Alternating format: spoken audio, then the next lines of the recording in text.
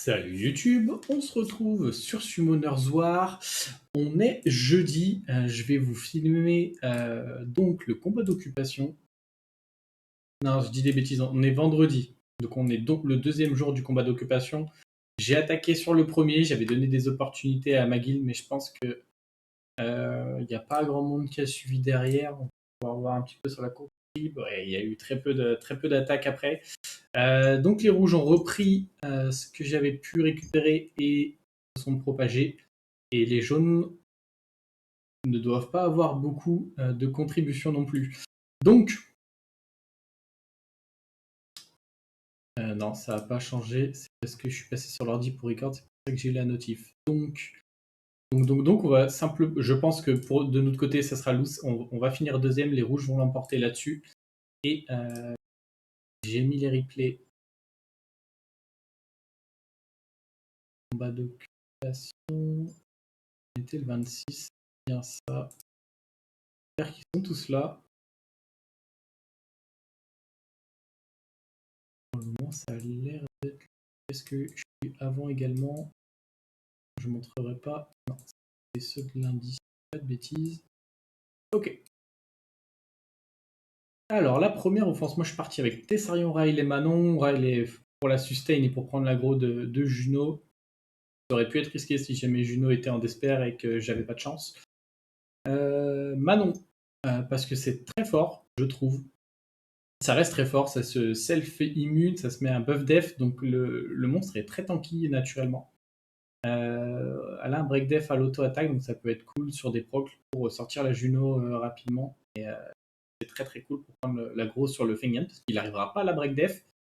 Et vu qu'elle a un buff def, il va faire très peu de dégâts, donc ça nous met bien. Et puis, triple passif, donc c'était cool de sortir le Tessarion avec son lead raise, je trouve. Ah, super. Alors ça c'est bizarre, je peux les lancer via la guilde, mais pas... D'accord. Bon, on est sur une MST simple, la seule peur qu'on peut avoir c'est si le Skogul s'énerve un petit peu, a priori, ou si le loup-garou proc la fond, proc le passif de Triana et arrive à last hit là-dessus la Shaina, mais sinon il n'y a pas de souci. Ça fera une vidéo très très courte, malheureusement. Je pensais pas, enfin, c'est peut-être ma faute, hein, peut-être qu'il l'avait annoncé, mais c'est bizarre que je puisse pas lancer les replays d'un côté et que je puisse de l'autre. Que j'ai enchaîné les combats hein. Sur l'occupation, j'ai fait un compte puis l'autre. Donc c'était un petit peu dommage. Donc pas de raison de s'en faire sur la première offense. C'est à peu près safe. Là-dessus, on peut se permettre d'y aller en triple feu parce qu'il y a double vent. Bon. Full résiste en face, ça nous met plutôt bien, on adore. J'aurais pu simplement mettre une auto là-dessus. Ça aurait été plus fort. Du coup, je pars sur la Triana. Si je vais chercher le Skogul, je vais diminuer le CD de son spell. Hop, on tue. Là-dessus, on retourne sur le Skogul parce que c'est lui qui nous embête. Vous avez vu les dégâts qu'il fait, midlife sur la pierrette, Raoul presque mort. Donc on va pas prendre de risque, on va aller le last hit, on va probablement mettre une auto-attaque avec le garrot, je pense. Alors, en général, ça fait plus mal que les spells, c'est la même chose avec Susano, la version haut. Hop, on met le break dev plutôt que de chercher le stun, parce qu'on sait que ça fait plus de dégâts. Hop, et on va aller last hit avec le garrot. Tac. Bon, c'est une petite off que j'aime bien là-dessus. Le Léo parce qu'il bride la Sonia, donc elle fera pas de dégâts. Comment elle s'appelle? La Alia, parce que pas mal de sustain, le buff def très important pour les dégâts de Fengyan.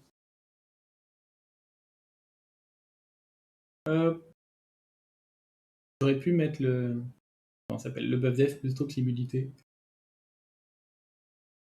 Ça aurait pas été très très grave. Et là je pars sur un focus à gauche pour ignorer le hug. Simplement. Il a tellement proc qu'il y a 2 hugs sur la map. Bien joué à lui. Et on pose le break def, on va pouvoir le last hit, très bien.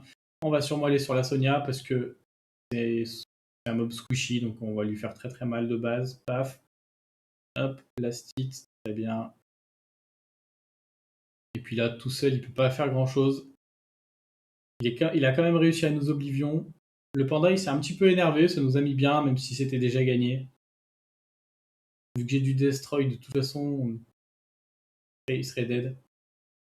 Par chance, l'IA, elle est pas bonne. Hein. Parce que là, l'IA, normalement, ton monstre, il est super low, tu lui fais faire son sort 2 pour se régène. Tu lui fais pas faire un sort 3. C'est pas encore au point sur Summoner's War, donc je crois qu'on est à la 4ème. Ok.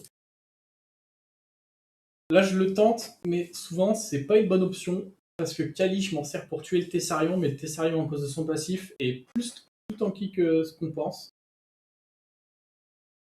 Hop. Là, il proc, du coup, il me trigger. Je fais pas de dégâts avec Niang. On pose pas le slow. Là-dessus, on peut faire le sort 3 enfin avec Kali. On va pouvoir se cleanse avec les Niang et se full heal. On pose toujours pas le slow. On fait linear def sur le Tessarion. Et là, je fais que du 22 car mes dégâts ils sont quasiment divisés par 2. Entre son passif et peut-être une réduction feu.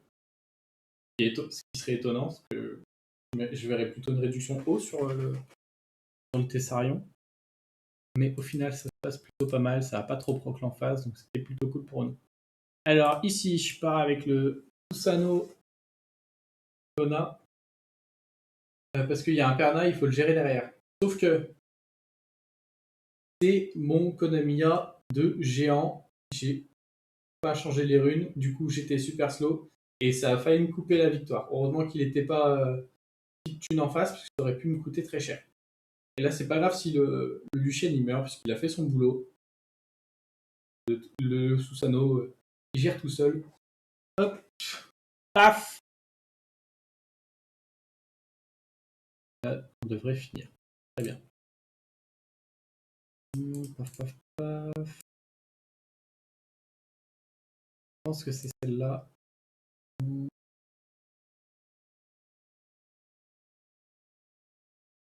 Hop, là-dessus. Alors, Shiu Juno et Wusa, si j'ai bien vu. Ah non, Bastet. Je me suis dit, buff attaque, ça pourrait être cool pour le Shiu, pour aller one-tap le Laika. Comme ça, il ne m'en devait plus. Très bien, on le sort.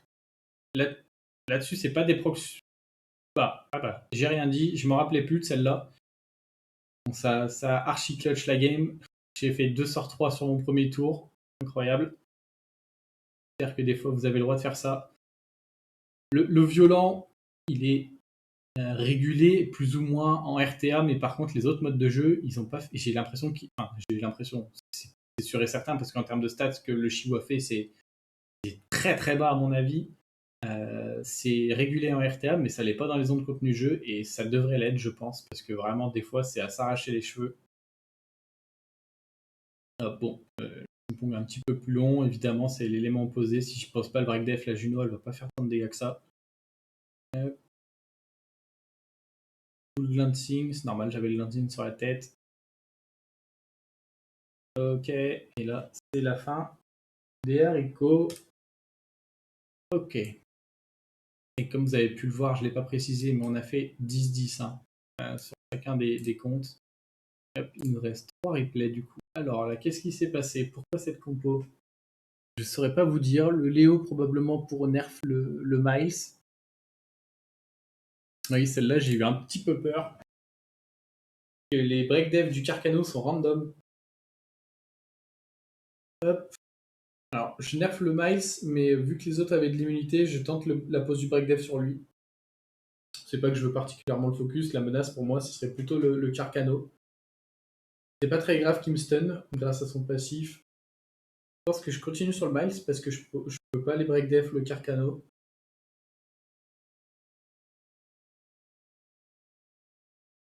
Et Léo a pas d'intérêt d'aller sur le Carcano. Là-dessus, je crois que le passif de Triana, je fais de gros dégâts sur Carcano qui s'est pas mis en posture, donc ça m'a mis très très bien. Là-dessus, elle proc là un petit peu, et du coup, elle peut refaire son heal déjà. Pas cool. Là, il est en posture. On va pouvoir aller le finir quoi qu'il arrive. Et bon, Triana toute seule, elle peut pas faire la différence. Oh, mais je sais ce qu'on va faire sur les replays du premier compte. On va juste regarder les offenses, on en parlera un petit peu. Et tant pis, on ne lancera pas les replays plus tard. Mais on sait qu'ils sont de côté, on peut voir ce qui a été fait. plutôt que de ne rien voir du tout. On s'est fait un petit peu plus de dégâts, malheureusement, ça ne l'a pas terminé, elle a pu se heal. En plus, elle proc derrière, c'est-à-dire que si elle reprend au prochain tour, elle va pouvoir se heal.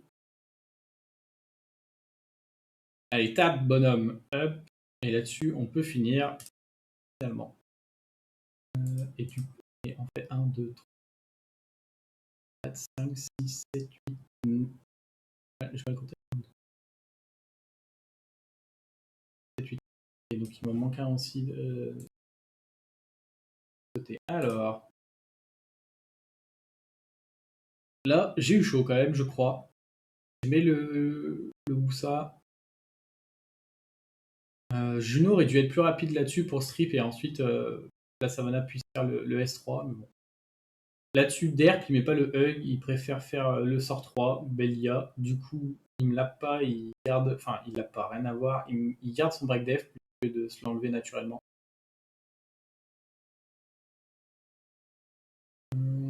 J'aurais pas dû aller assurer là-bas, je sais pas. Peut-être que je le laisse pour le Woosa, ça a l'air.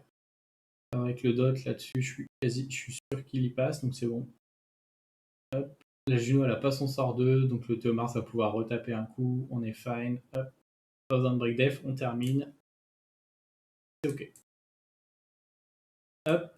Et le dernier, on s'est fait un petit plaisir. Je crois qu'il a réussi à tanker. C'est peut-être parce que Maléa est pas assez jolie. Hop. Ah, mais je sais pourquoi il a réussi à tanker. Puisqu'il n'y a pas de slow en face et j'ai pas de buff vitesse ici. Donc je profite pas bien du passif de Léa simplement. Là on va last hit le Théo. On last hit le Ritesh plutôt que la Clara parce que elle est pas full life et à l'open elle sert plus à grand chose alors que le Ritesh il aurait pu se heal et proc ça aurait pu être gênant. Donc j'ai préféré aller sur le Ritesh tout ça. Ok. On est fini des replays visibles. Donc là-dessus, là c'est ce qu'on vient de voir sur celui-ci. Ça on a vu, ça on a vu. Bah, ça me dit que bon, je sais juste pas compter alors. Ou alors j'ai oublié d'en poster une. C'est my bad. Ok. Alors, ici j'ai fait le Carcano Kiona Luchen parce que je sais plus, non, leader HP, mais vu que c'est un 3 nat, le leader HP est pas oufissime. Donc probablement il y a la Lulu qui tank parce qu'on s'est build en HP, mais Luchen de dire le reste. Et j'avais pas monté les autres, il faudrait que je fasse un FRR. Sur le combat d'occupation, parce que j'ai de la Syrie, j'ai d'autres choses, j'ai du Ninja Light Dova que je peux faire avec du Luchen. Donc là, simplement, le Théon est plus rapide en face, il donne le tour à Luchen, Luchen one shot, et ça se passe bien. Ici, j'ai eu un petit peu chaud. À l'open, je dois aller chercher Alia parce que sinon, elle reste de mettre le buff def et je peux plus. Et j'aurais plus les conditions nécessaires pour ignorer la def avec le cuivre. Donc je pousse le cuivre avec le Imeseti. On sort la Alia. Ensuite, si je dis pas de bêtises, vu que je suis très très lent sur le bulldo, je suis absolument pas speed tune. Ce bonhomme a joué, il a fait son sort 2.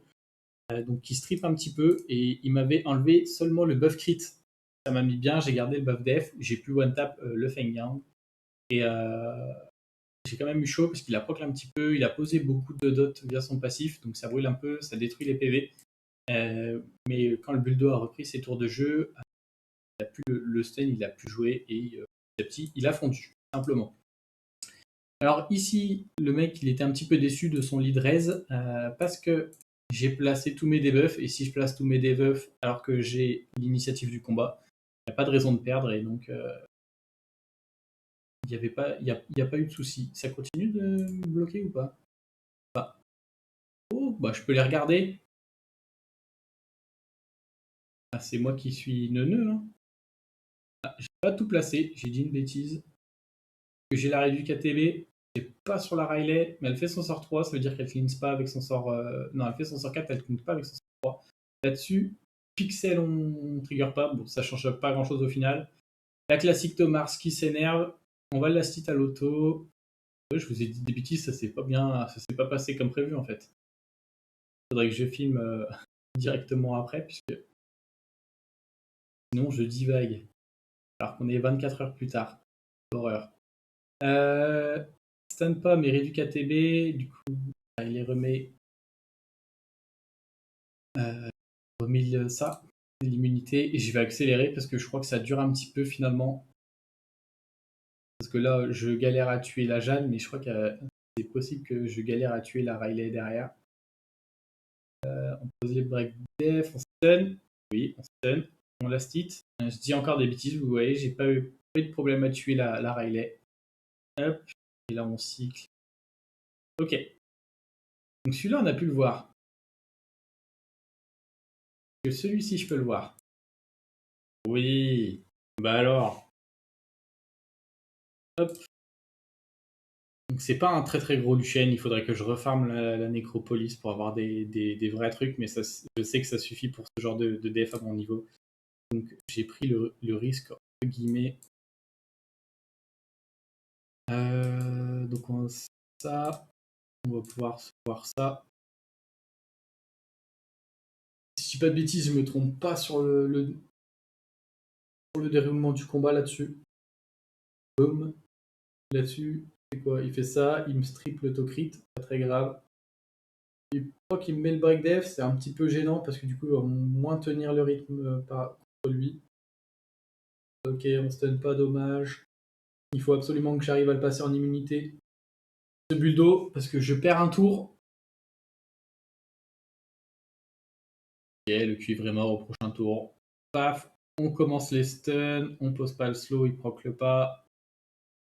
On le stun pas, mais pas grave parce que l'Immacity joue et je donne le tour là-dessus. On stun. Et là, même s'il me strip, quoique. Et là, il a bien strip, mais c'était pas suffisant. J'avais l'ignore def et ça passe. Ça, on a vu ici. Hop. Une tentative. Je me suis dit que les buffs, je sais plus comment ils s'appellent, l'Orion Feu, les buffs, ça serait sympa sur Kinky. Je me rappelle plus des RT, mais je crois que ça peut l'aider à scale, que ce soit attaque ou def. Ça peut être cool. Là-dessus, je vais chercher la Triana en first, comme ça, je fais pas affaire à son passif. On laisse Pixel, dommage. Là-dessus, je suis presque mort avec le Garrot. Hop, maintenant que Triana est morte, on va chercher la menace en face de Skogul. On sustain avec le Garrot. Qui contre-attaque, qui fait de bons dégâts. On a toujours le break def. On la stit avec le sort 2. Donc ça changera pas grand chose, parce que de toute façon, qu'on ait l'endure ou pas, le Kmoon, il peut plus être intéressant. Hop, il est la stit carrément avec le cri du garrot. On est fine. Paf, paf, paf. Ah bah.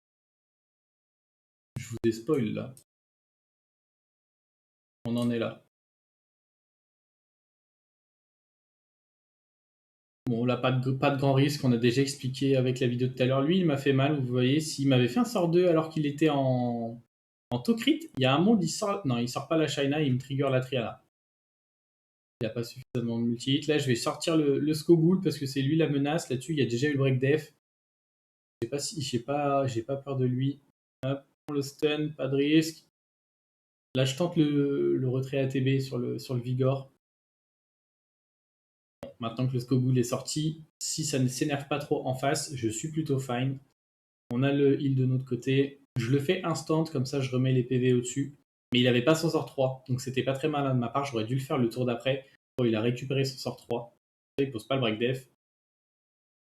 Vous me direz, ça change rien, le Vigor est mort. Ouais, mais dans un souci d'optimisation, ça aurait été plus malin. Je m'en suis rendu compte juste après avoir cliqué le sort qu'en fait, il n'y avait pas le CD. J'ai joué un tout petit peu trop vite là-dessus. Oui, on en est là.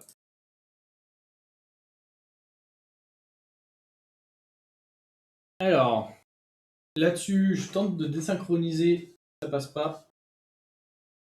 Il va pouvoir faire son sort 3, mettre break def. Heureusement, il en met qu'un. Et il est pas speed tune, je cut avec Alia. Hop, on va chercher le T-char.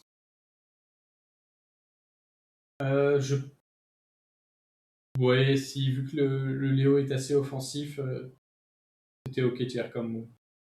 Je sais pas s'il y avait vraiment mieux. Là-dessus, on a le break def, donc Yang va faire ses dégâts, pas un problème. Ah, je l'avais peut-être mis en auto celle-là.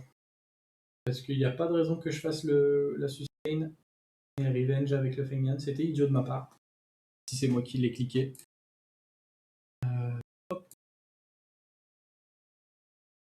Ok. Là-dessus, je cherche la bombe. Ça bypass un petit peu l'état de Carcano. Triple stun, on est content. En plus, il était plus rapide que moi.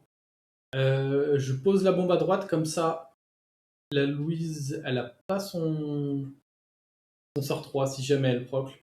Donc, donc comme ça, pas de heal, pas de shield et pas d'immunité, ça me met bien. Tac, tac, tac. Hop. Donc, d'ailleurs, j'en avais parlé, le ninja, le Nova, le Luchen. Il faut que le ninja soit moins squishy que le Luchen en termes d'HP parce que c'est l'unité avec les plus faibles HP qui prend le buff attaque. Et donc, avec le Dova, on fait comme Rakuni, on donne le tour. Hop. Et on one tap. La sirène à la rigueur peut-être en HP, mais les 2 unités vent, c'était forcément... Enfin, forcément non, mais c'est Sky Def. Donc on préfère avoir de la def plutôt que des HP. Sur les sauts de Cathy. Si jamais on met pas de vitesse. Ok. 2.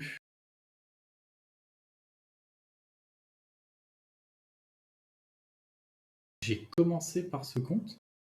Non, c'était il y a 11 jours, n'importe quoi. Ok, il nous reste 2 enfants à regarder.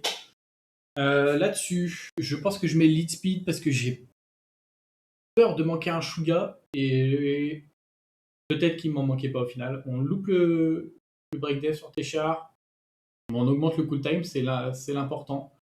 Comme ça, il revivra pas.